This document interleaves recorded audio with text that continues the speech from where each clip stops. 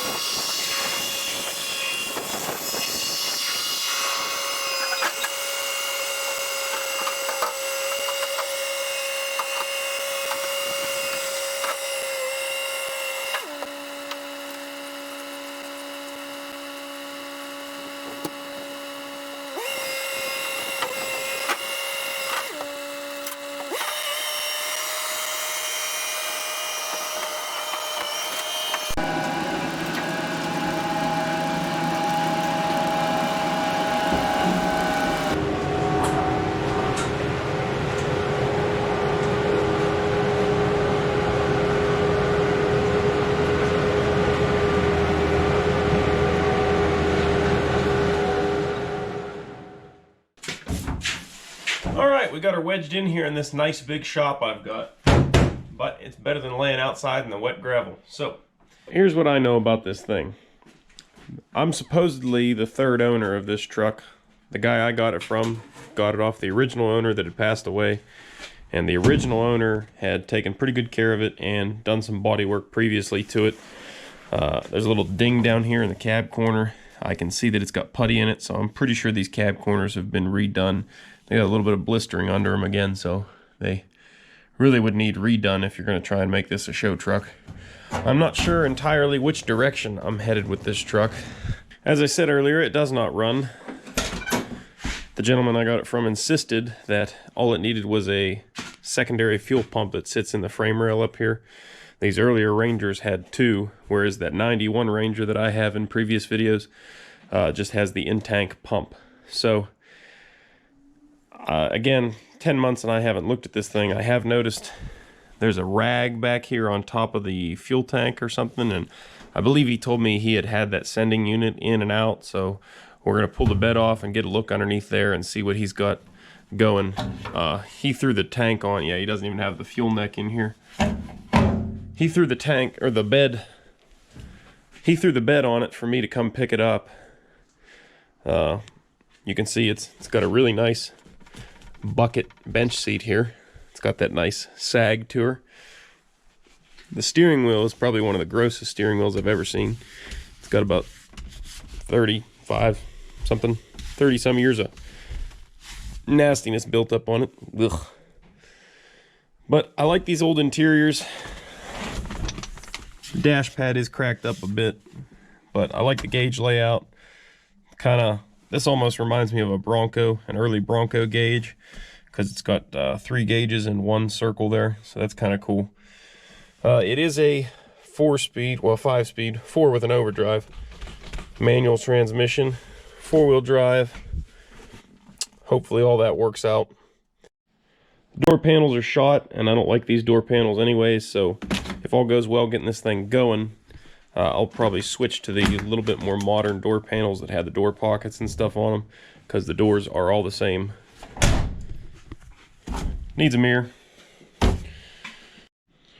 Missing a headlight. Windshield's busted. Missing a tailgate. Missing a bumper. The hitch is galled in there. Passenger door won't open from the outside. Rubber window trims all rotted away. Driver's seat shot. Glove box won't shut.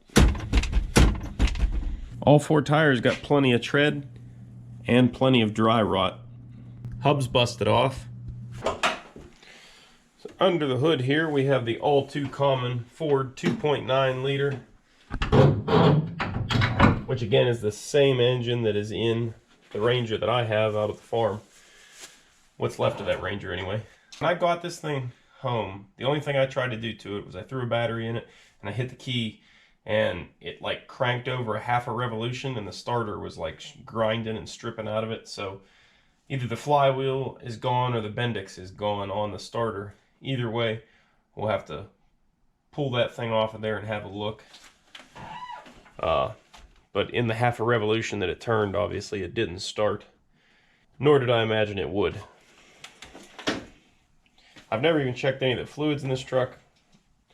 I just kind of went and handed the guy money because it was so far. There was no way I was coming back without it.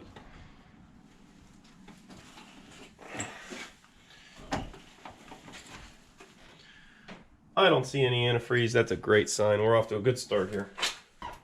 Oh, nope, there is antifreeze. It's just down there a ways. Probably got 3/4 of the radiator is full. Oh, that's good. Nice and green too. Plug wires are an absolute disaster here. And the oil looks good. It's only about halfway full though. So one of the bad body things I noticed after I got it home was the firewall here. I checked all the usual spots for rust on this truck and didn't even look at the firewall. I've never seen the firewalls rust on these before, but this guy's got quite a bit of rust in it, right where it meets the cowl up here. Right here at this hydro booster, it's got a nice big hole. I'm thinking maybe that rotted out because the cowl is full of like pine needles and stuff. So there's an access port right here we'll have to pop off and suck all that crap out of there. Looks like another one over here where the clutch reservoir is mounted.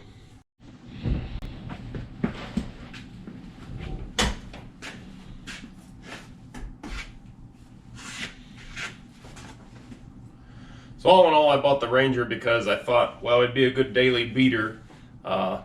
You know, if the 2.9 in it runs, great. If not, I have another one. And I also thought maybe, just maybe, this would be a cool project to throw a diesel in. I've seen some Volkswagen TDI engines put in these things, and they're pretty cool. I thought it would be pretty nice to have a little single cab short bed Ranger with a diesel in it. I thought that's going to be pretty unique and it'd probably sip on fuel. I know I got a buddy with a TDI and he gets like 55 miles to the gallon average. That's in a car now. I'm sure it wouldn't do quite as well in a 4-wheel drive pickup, but I think it would have enough power to do it. Especially there's a lot of mods you can do to those TDIs to really get some power out of them. So it's small enough to fit in here and wouldn't be too much work. I think you can buy most of the parts off the shelf and not have to fab too much stuff up. So that was my ultimate goal. I was kind of just going to run the 2.9 until it blew up, but the more I look at this thing and all the body work that's really wrong with it, if I was going to sink that kind of time and effort into a project, I wouldn't want something that's maybe this rough to start. But in my area, it's pretty near impossible to find something that's in much better shape than this. So we're gonna mess around, get this thing running, and if it runs good, might slap a for sale sign on it. I'd still like to do a TDI swap on one, and we'll just have to see what happens. Maybe I'll go down south and bring one back that's spotless from, you know, somewhere where they don't get all the salt put on their roads every year. So I guess without further ado, let's get into this thing. Looks like he put a secondary fuel pump in it already, and maybe that wasn't solving the issue. That's why he gave up on it. Just finishing pulling these bolts out of the bed to hold the bed on. We can get the bed yanked off and do a little bit better investigation underneath here to see what's going on with the fuel system. That's another thing wrong. They did a hack job taking these bolts out of here. They didn't put the factory kind of bolts back in. They used carriage bolts, which I'll give them, they look nicer, maybe, but quite a pain to get out this way. The factory bolts you can just zip right out from up here on top. Ready? No! You're taking up all my strength!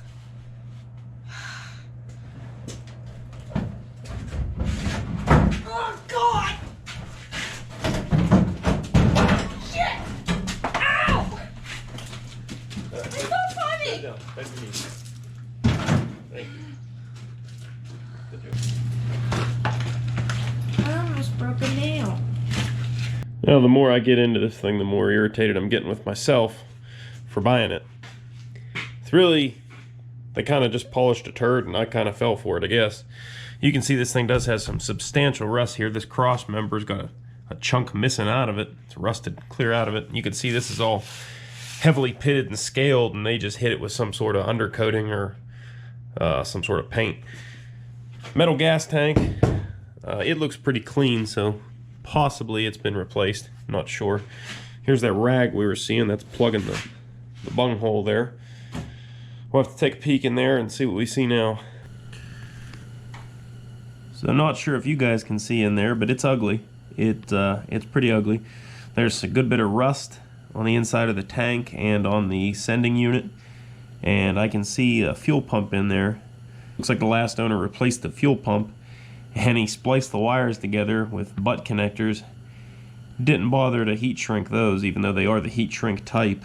But admittingly, I guess it doesn't matter. There shouldn't really be any corrosion in the fuel tank, but clearly there is. Once that's submerged with fuel, however, I don't think it'll be as much of a problem. I'm sure that corrosion's mostly there from that tank sitting empty a lot. He told me that this truck sat for a long time before he got it, and he was kind of having a hard time getting it going because of that, I guess. So, if you've watched a lot of my previous videos, you may have seen me attempting to start up my 91 Ranger that had been sitting for 7 or 8 years, and I couldn't get it going. And after talking to a lot of people in the comments and a lot of research on my end, well, maybe not a lot of research, but anyway, after some digging on my end, I found that it's common for those injectors to gum up and refuse to spray fuel after they've sat for a while. So maybe the same issue here. If we can hear both of our fuel pumps going, then I'm going to say that that's probably something to do with our issue. I think naturally a good starting place, we're going to go ahead and toss a battery in it. There's a bunch of questionable connections here. I don't know what this is, but it's a busted connector. You could really just streamline this and put a regular old spade connector in there, heat shrink it. It'd be better than this busted piece of garbage. But I don't even know what that goes to, so we're going to hold off on that. Looks like there's a ground busted off here, just a chassis ground, so that's another something. We've got a red wire running somewhere off of the ground, so that's interesting. I think this runs down to that in-frame fuel pump that they have rigged up in there. I don't know, I'm just going to put a battery in and connect everything the way they had it. Hopefully nothing catches on fire, and we can do a little bit of probing around and see what we got. There's stuff like right here, there's all kind of corroded wires and exposed wires and stuff. Oh, what a mess. What a mess.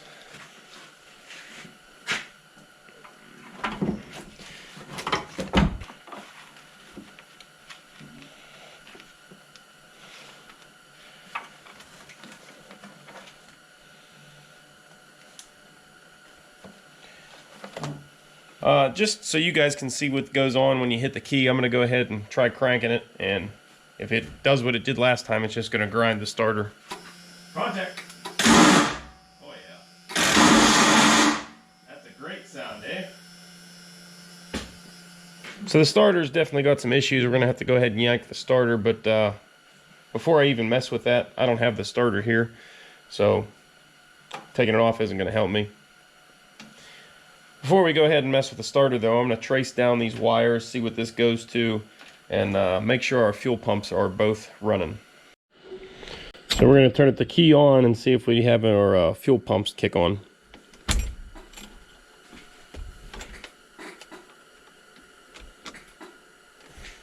I'm not hearing anything. Definitely no action in this tank. Everything's still perfectly still. And this fuel pump has not kicked on either. Ow!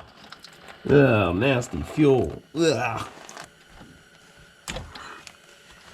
Oh man, some lovely orange stuff that was once fuel in there. Ugh.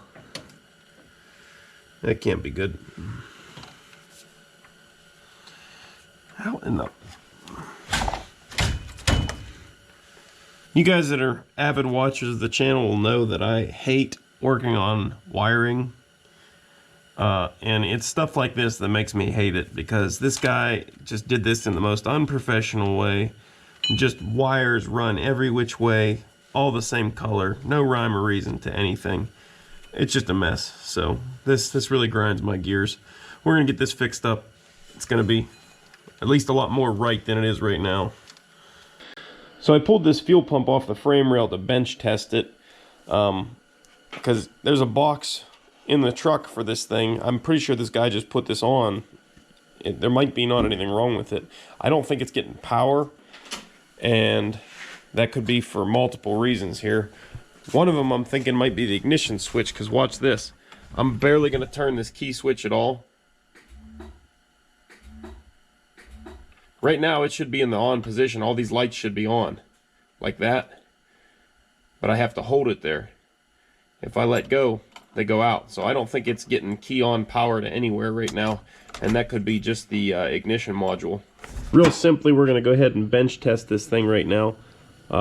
This is the positive post, this is the negative post. This red wire is hooked up to the ground, so we should be able to just touch these posts just right. Look at that, this pump works. We're gonna go ahead and do a key on test. Like I said, you know, if I turn the key all the way, I hear things clicking on and stuff. But if I just put it in the on position, I'm not hearing anything. The lights on the dash don't light up or anything. So what we'll do is use a test light and just connect to a ground somewhere, and then we should be able to probe into our fuse box here. And if we have power at anything, then that means that we do have power at key on. But that doesn't make sense. So I'm pretty sure my theory's right. This is just going to confirm it.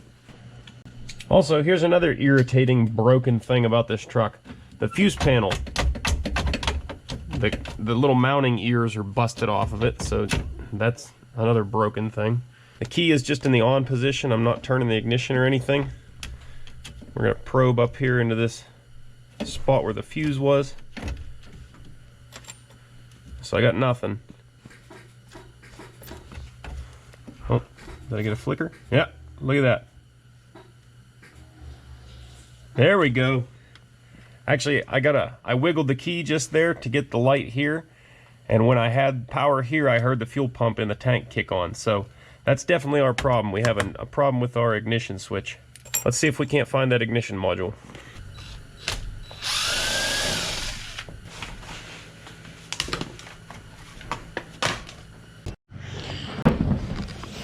So it gets better.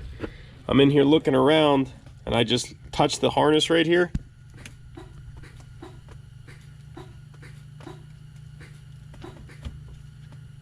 There we go. So we got a short here somewhere we're gonna have to find. Even easier, after reviewing a quick second, I can see it's just the connector here. So we gotta go ahead and get that fixed up. So referencing back to that F700 crane truck video, when I did the ignition switch there, it came with a special metal clip to hold this switch in place, as I guess that's a common problem. I don't have a fancy one for this, so I just bent this up out of a piece of coat hanger wire because it seems to be about the right tensile strength. So hopefully it clips in here and holds that switch nice and tight for us. Yep, look at that, like factory. Let's see what we get a key on now. Look at that, and I can hear fuel pouring out. Perfect. So I'm under here getting ready to pull the starter, and the first thing I notice is there is some serious tomfoolery going on with this starter. The paint on it's pretty black and it's not all rusty, so the starter looks pretty new. I hope that means that the flywheel isn't stripped out. Oh man. The upper bolt also has a bunch of washers piled up on it and stuff. I don't know what they did here, but just pulled this out of the top bolt. That's not right. I'm hoping they don't have the bell housing all boogered up here, but it's starting to look that way. I don't know what's going on. That's a flange nut. This is a wheel stud nut. Oh man. I'm laughing so I don't cry.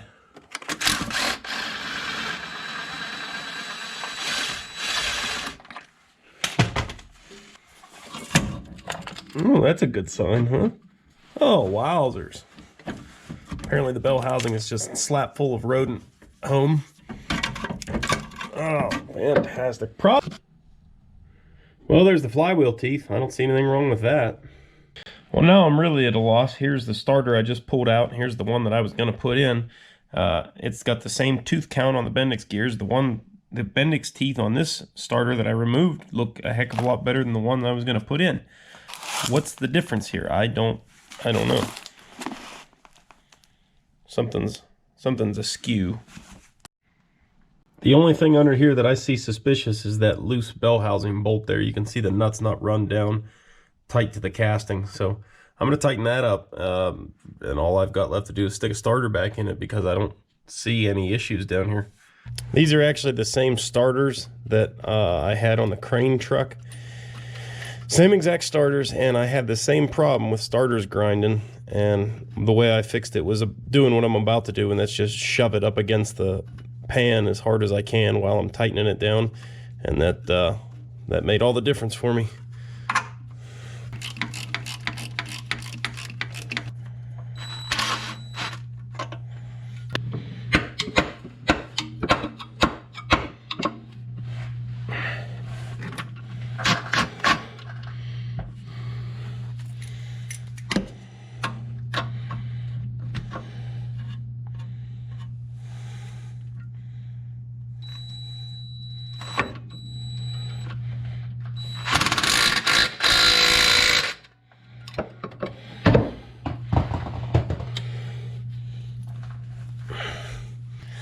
Well, that's about the best I'm going to be able to do with it.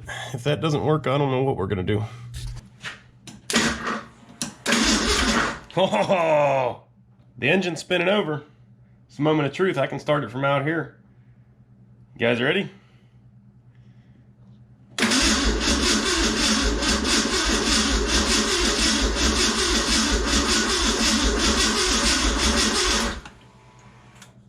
That's not a great sign. Let's try a little bit of ether.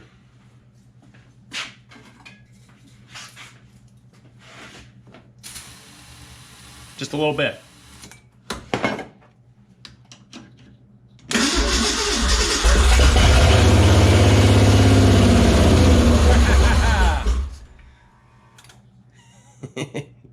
It runs. It sounds pretty mean too. You can come up here too on your fuel rail. There's a Schrader valve right here. You just got to push it down and you should have fuel squirt out. Yep. If it blasts the hood, you know you got enough pressure. Take 3.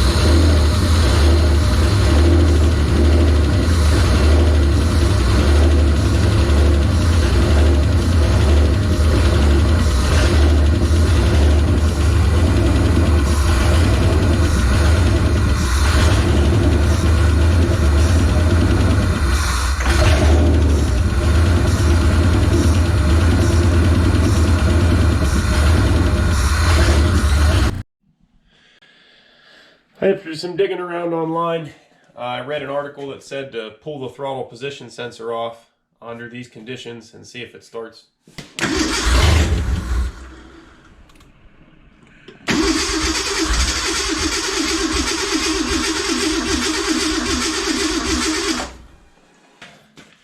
So, while you guys weren't looking, I started probing around the fuel tank, and you know, the fuel didn't look too bad before, but since we were cycling the pump so many times and everything, it stirred up the tank a lot, and it looked like crap, and there really wasn't much in there, so I decided better go ahead and suck that out. Not really good for the system. So here's what that looked like whenever I sucked it out of there. Yeah, that's some good looking fuel. So tank's empty now. I'm just gonna go ahead and put it in through the vent hole here, because, you know, why not?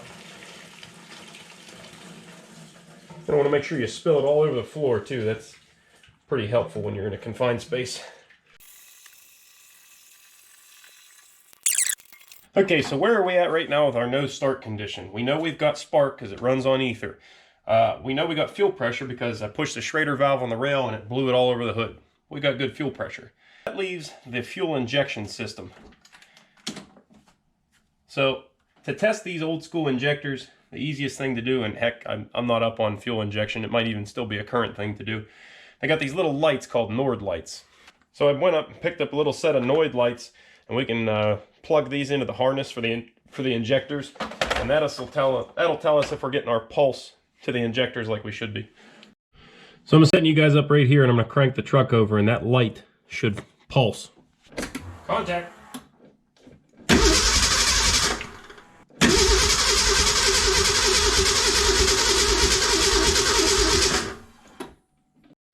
Okay, so as you guys saw, that thing was pulsing just fine, so that should mean that our injectors are getting the right voltage and pulse width for the to fire. Alright, so the only thing really left to do here, I'm just going to have to pull these injectors out and see what the heck's going on down here, because I'm out of ideas at this point.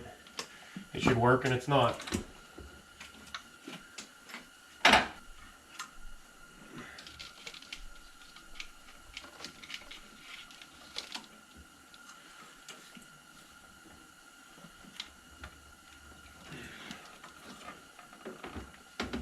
Alright, with the top half of the intake off, I can go ahead and work on getting this injector rail off, and then we'll start pulling a couple injectors, looking at the tips and seeing if they're clogged.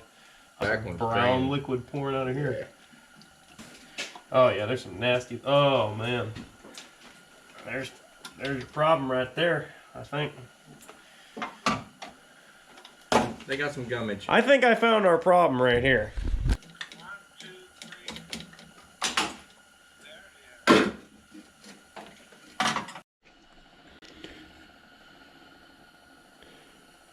Yep, she's plugged pretty solid.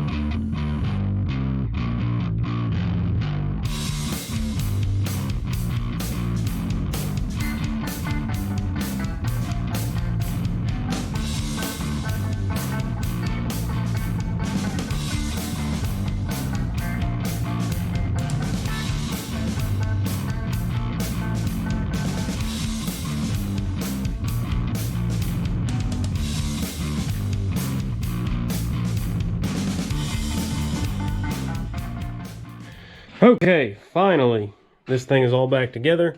I got injectors in there all holding pressure, and hopefully this thing is ready to fire up. Fingers crossed. Contact! Whoa.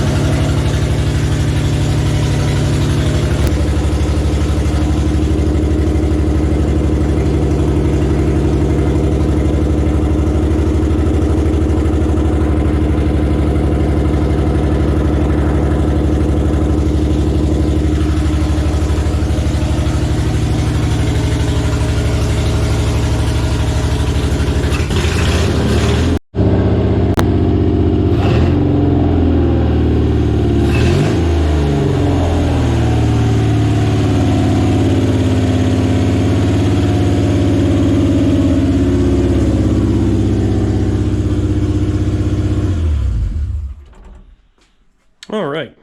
Well, that's enough. We'll let the neighbors get a little bit of sleep tonight.